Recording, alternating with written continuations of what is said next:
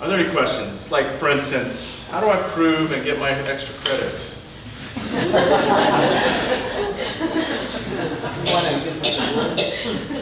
Oh, the rules? No, I'm just gonna. Okay. Yeah. Does anybody want to talk to me about anything? I'll share anything. I have some great advice about how to parent. I should apologize to my Aunt Patty for cursing so much. I'm sorry that there are so many curses. You're not quite. My mom also does not like my cursing. You're not in the same league as your sister Anita. She really, you're mixed. You would like less cursing as my guess, but you're not quite as freaked out as my mom. That's my guess. You're right. Hi. We've been taking bets if you know how to cook and what your favorite thing to cook is. I am a mediocre to bad cook. I'm pretty good at grilling. I cook a lot, like my dad and I hunt a lot, so I can cook game fairly well. You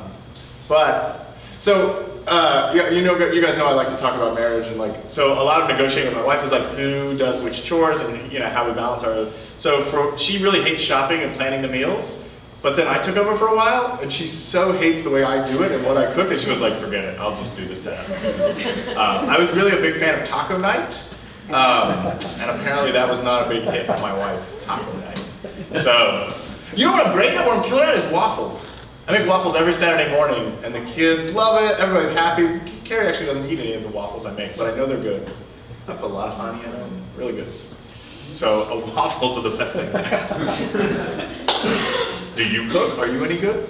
No, I can't cook, and I'm living in an apartment on my own next year, so I'm gonna starve. Ramen. You just gotta get on the ramen train. And sandwiches? Yeah. No. I'm also not really, quite frankly, interested in cooking. I know it's fashionable these days to be into food. I'm sorry. You work at Specs. You're like. I was going to say cooking is one of those things that everyone should do because that's how we're all here, Kirk. Because someone cooked. No, in the future, soon the robots will spit out the pill that will be all your nutrients for the day, and I will take that pill, and I'll be so happy. I'll say thank you, robot overlord. Any other questions besides cooking and why food is so boring? You're gonna eat any of the cookies? I will eat almost all of the cookies. Any cookies that are left. I have a huge sweet tooth. But then again, not even a classy sweet tooth. If you were I'll make you the best profiteroles ever, or I'll give you this bag of Jelly Bellies, or even Mike and Ike's or something, I would probably be I'll take the Mike and Ike's. Because there's more. I don't know. I have no taste. I have a question for you. Yeah, sure. Since I really championed, doing the reading because I find the story really relevant on so many different levels. Where did it come from?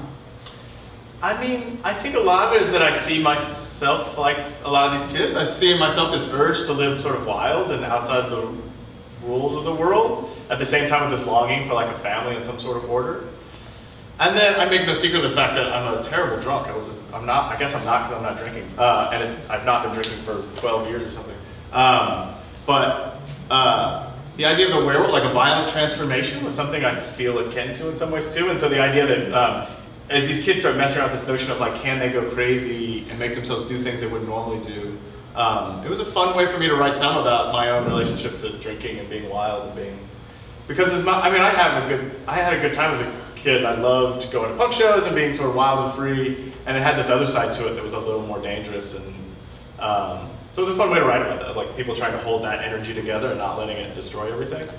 Yeah. But I like the way that even in the old lady, Yeah. she has that same, everybody has that wild, or that desire to break out of the stereotype of, what she's supposed to be guiding her and what she's supposed to be looking out for. Yeah. I think in some ways as a core belief, I think that we're really animals in a lot of ways, and as much as we wear clothes and make sophisticated pastry, I don't know what we make. In a lot of ways, those are covers for a lot of sort of baser. I don't even know that it's base, but we're essentially pack animals that live in these real weird structures, and then we just sort of I work at a university where the amount of aggression in a faculty meeting is super high, but super mellow. Everybody's acting totally sophisticated in some ways, but in some ways you could trust a pack of dogs maybe more than a sophisticated academic. Of the dog will let you know by growling, and a sophisticated academic will let you know by complimenting you and smiling, and then, 2 weeks later, burying your paper or something like that. So, yeah, I'm suspicious of a lot. And I think there's this urge still in the world to live more in, there's no nature left. We replaced it all with these wonderful stores, bookstores, and the Grande Mart, things like that, Kelly Nails. And yet we have this longing to be more in touch with nature, even as we paved over everything. I hope we don't find another planet because we'll just put a Starbucks on it. Yeah. As soon as possible. So I hope all the planets stay hidden from us forever until we fix this planet, until we earn a better planet. But have you been writing fiction all along during your kind of playwriting years, or was this something you came to after writing? No, I started writing fiction and some poetry, and there was really a moment not too far from here when I was an undergrad here, and I was lonely, and I literally consciously had the thought, like, if I wrote plays, I would have friends. And it worked out perfectly. Now I have this dear company, the Root Mex, we've been together for 20 years. Like, I have a tight, before I had my actual nuclear family, I had this other family. But I think I long to just be writing all the time. I don't sort of care what form it's in. I really love writing prose, frankly, more than anything else. It seems beautiful and formless, and you can sort of do anything in a book.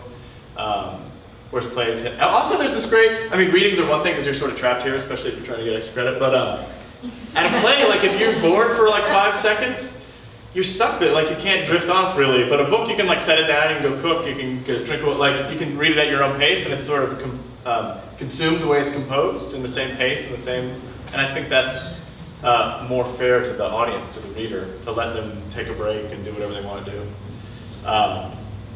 Yeah. And then I was just on this panel at AWP that was called something like The Business of Publishing Your First Novel. And I made the point that probably none of us up there, this was our actual first novel. This is my fourth. Like most people write, you wouldn't want to read somebody's first novel usually, I think. Maybe. Smarter people than me. But I'm sort of glad that I didn't. Is that true?